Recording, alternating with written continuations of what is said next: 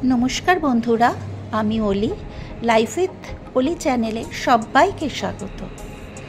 आज आमी शेयर करब बिये बाड़ीर स्टाइलेर मटन कषार रेसिपि। किछुदिन आगे आमी मटन कारिर एकटा रेसिपि शेयर करेछिलाम, सेटा एकदमई घरोया पद्धतिते करेछिलाम, किन्तु आमी आज बिये बाड़ी स्टाइलेर मटन कषार रेसिपि आपनादेर संगे शेयर करते चलेछि। ताहले आसुन देखे नेওয়া যাক আমার মটন কষার রেসিপি আমি বিয়ে বাড়ি স্টাইলের কিভাবে বানাই। তাহলে শুরু করা যাক আমার আজকের ভিডিওটি। এই যে দেখুন, এখানে আমি মটন 1 কেজি 300 গ্রাম খুব ভালো করে ধুয়ে পরিষ্কার করে নিয়েছি। আর এখানে কুচি করা পেঁয়াজ, টুকরো করা পেঁয়াজ, আদা, রসুন, একটা গোটা টমেটো, টক দই, সমস্ত কিছুই আমি জোগাড় করে রেখেছি। এখানে আলু কাটা রয়েছে, আলুটাও আমি দেব এই কষাতে। আর এখানে কিছুটা আমন্ড আর কাজু রয়েছে। তো এবারে আমি মাংসটাকে ম্যারিনেট করে নেব। মাংসটাকে ম্যারিনেট করার জন্য প্রথমেই আমি 1 ছিপি ভিনিগার অ্যাড করে দিলাম। তারপরে পরিমাণ মতো নুন, হলুদ আর লাল লঙ্কার গুঁড়ো আর কাশ্মীরি মির্চ, এই 3টে আমি অ্যাড করে খুব ভালো করে মাংসটাকে ম্যারিনেট করে নেব।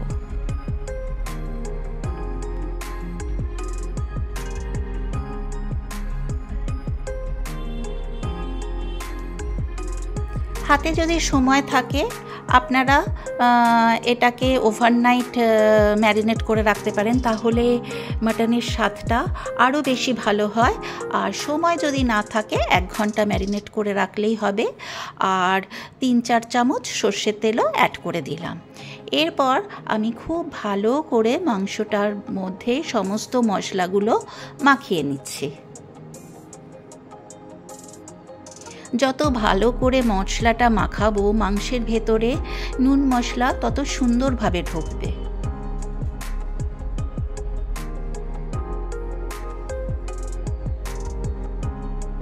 এই যে দেখুন, মাংস আমার ম্যারিনেট হয়ে গেছে। এরপর আমি একটা কড়াতে পরিমাণ মতন সর্ষের তেল দিয়ে দিলাম। আমি সর্ষের তেলেই আজকে রান্নাটা করব।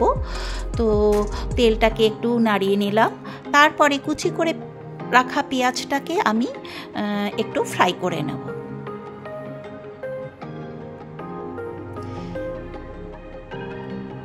এর মধ্যে আমি 1 চামচ চিনিও অ্যাড করে দিলাম। চিনিটা অ্যাড করলে পেঁয়াজের রঙটা খুব সুন্দর হয়। এতে কিন্তু মাংস মিষ্টি হবে না, কিন্তু পেঁয়াজের রঙটা সুন্দর করার জন্য আমি চিনিটাকে অ্যাড করলাম। আর এতে কষা মাংসের কালারটাও সুন্দর আসবে। এই পেঁয়াজ ভাজাটা আমি পরে মিক্সিতে ঠান্ডা করে পেস্ট করে নেব।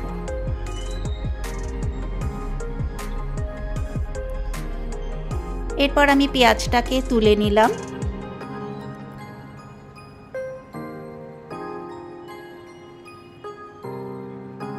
এরপর আমি ওই তেলের মধ্যেই কেটে রাখা আলুর টুকরো অ্যাড করে দিলাম। এবার আলুটাকে আমি খুব সামান্য পরিমাণে নুন, হলুদ আর কাশ্মীরি লঙ্কার গুঁড়ো দিয়ে একটু ফ্রাই করে নেব। তাহলে আলুর ভেতরেও নুন মশলাটা খুব সুন্দর ঢুকবে।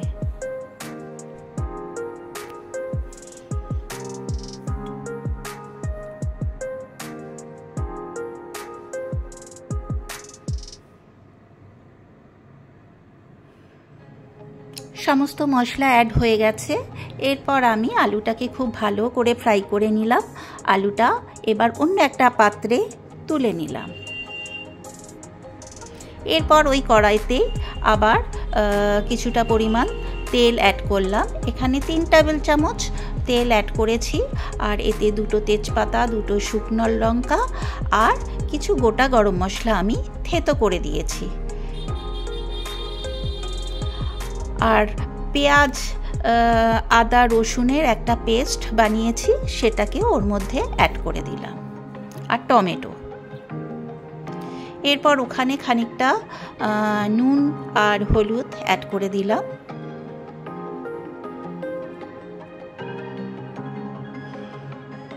কাশ্মীরি লঙ্কার গুঁড়ো 2 চামচ অ্যাড করে দিলাম। এই চামচটা কিন্তু খুবই ছোট, মানে 1 টিস্পুন হবে। আমার এখানে দেখাচ্ছে 2 চামচ, কিন্তু ওটা অ্যাকচুয়ালি 1 টিস্পুন। তো পেঁয়াজটা আমার কষা হয়ে গেছে। এরপর আমি ওখানে মাটনটাকে অ্যাড করে দিলাম, ম্যারিনেট করা। এরপর মাটনটা খুব ভালো করে আমাকে নাড়াচাড়া করে কষতে হবে। যত বেশি কষা হবে তত বেশি মাটনের স্বাদ হবে অপূর্ব। ঢাকা চাপা দিয়ে আমি মাটনটাকে কষিয়ে নিচ্ছি 15 থেকে 20 মিনিট সময় টাইম ধরে।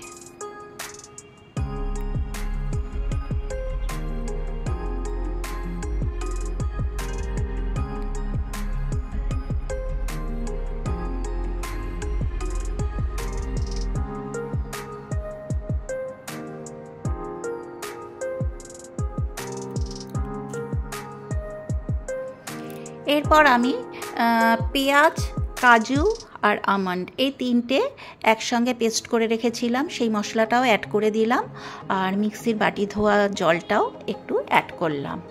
এখানে কিন্তু আমি খুব বেশি পরিমাণে জল এখনো পর্যন্ত অ্যাড করিনি। যতক্ষণ পর্যন্ত না মশলার কাঁচা গন্ধ চলে যাচ্ছে ততক্ষণ পর্যন্ত আমি মাটনটাকে খুব ভালো করে কষবো।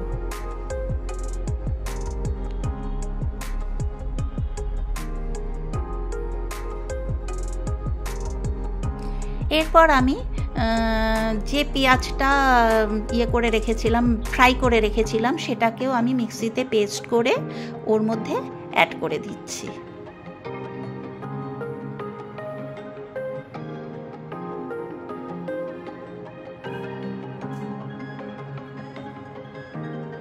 এই যে দেখুন, এই মশলাটাকে আমি অ্যাড করে দিলাম।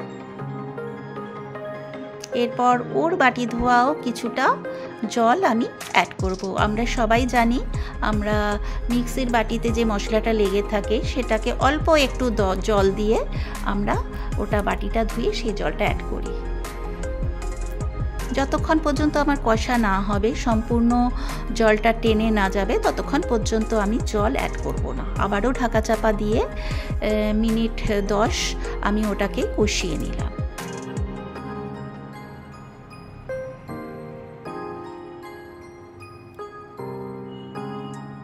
এরপর আমি ফেটিয়ে রাখা টক দই সেটাকেও অ্যাড করে দিলাম।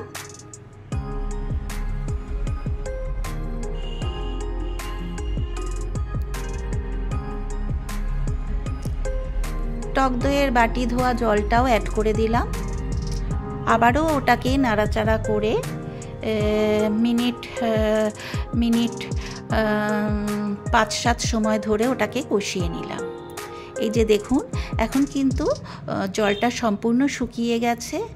এরপর আমি ওতে 4টে কাঁচা লঙ্কা আমি অ্যাড করে দিলাম।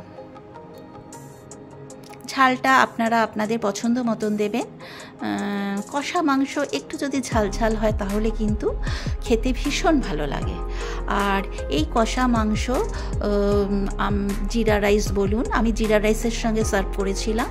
তো আর হচ্ছে এমনি সাদা ভাত, রুটি, লুচি, পরোটা সবের সঙ্গে কিন্তু অসাধারণ লাগে। এই যে মাটনটা আমি এবার কষা হয়ে গেছে, কুকারে ঢেলে নিয়েছি।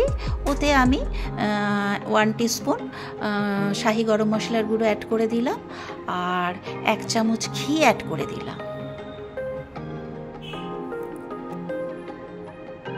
এতে মাটনের স্বাদটা আরও বেশি বেড়ে যায় বলে আমার মনে হয়। আর একটু কাশ্মীরি লঙ্কার গুঁড়ো অ্যাড করে দিলাম, এতে কালারটা সুন্দর হবে।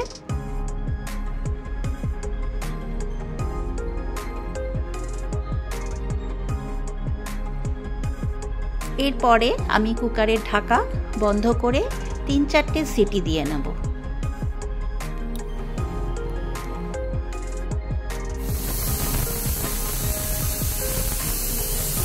এরপরে আমি কড়াইতে আলুটাকে একটু সেদ্ধ করে রেখেছিলাম, ওর মধ্যে কুকারের মাংসটা আমি ঢেলে দিলাম। আবারও আমি এখানে কড়াইতে বেশ কিছুটা সময় ধরে ওটাকে কষবো, যতক্ষণ পর্যন্ত না ওর যে জলটা শুকিয়ে যাচ্ছে। একটু বেশ মাখো মাখো হবে, আট হবে, কেননা যেহেতু এটা কষা মাংস, এটা আমি পাতলা ঝোল করছি না। শেষে আমি আবারও 3টে কাঁচা লঙ্কা অ্যাড করে দিলাম, এতে মাংসের ফ্লেভারটা আরও বেশি বেড়ে যায়। এতে কিন্তু ঝাল হবে না, অথচ স্বাদটা হবে দুর্দান্ত।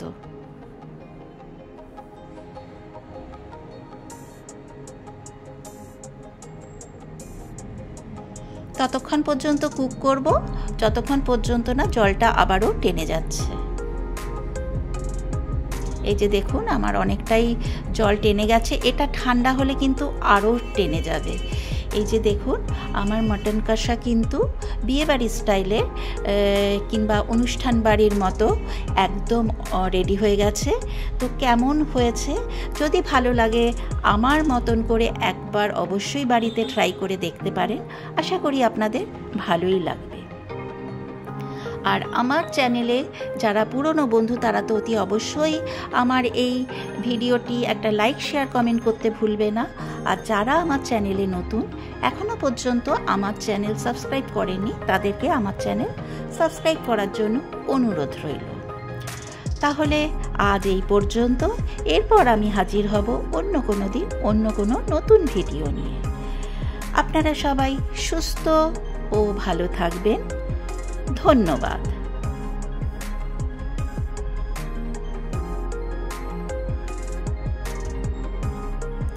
এটাই হচ্ছে আমার মটন কষার ফাইনাল লুক।